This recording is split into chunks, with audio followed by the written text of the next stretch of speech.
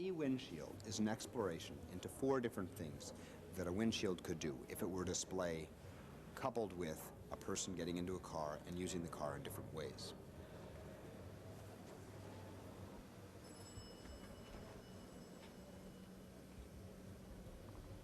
When I'm outside the car, this windshield shows information to this atrium, showing what's going on in the theater, various things about some sponsors of the Media Lab, and so on. When I sit in the car, it immediately turns it into an information space.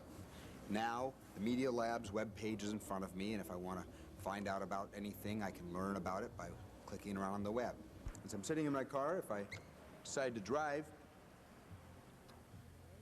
the view will be of the night scene, and you see a little bit of a blocking out of light where there's bright lights. It's nice to have an intelligent visor. As I'm driving along, if there's something that I want to know about, a virtual sign can be placed. Of course, sometimes it's hard to see signs, and we have annotations of people and of important things that we should have been looking at. So the display then can annotate the scene that we're looking at. If I'm not driving my car, I'm using it as an information space or as an entertainment space. We like to listen to music, don't we?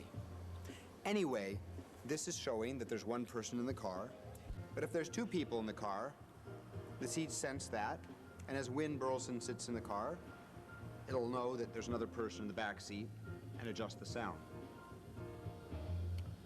Now, if we're sitting here and we decide we better watch a movie, sometimes it's nice to lean back. A DVD, in this case, is coming up, and I can sit here and watch a movie. It's a bigger screen than I normally have at home.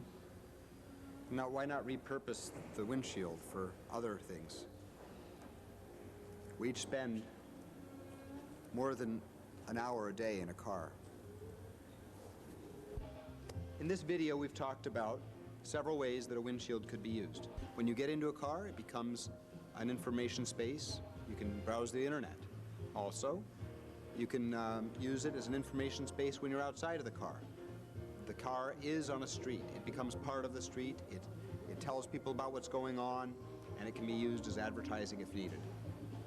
Finally, when you're driving, it annotates and makes an intelligent visor, annotations of things that you might want to learn about, see, and be aware of, as well as virtual signs, signs that weren't put there by anybody but by the computer.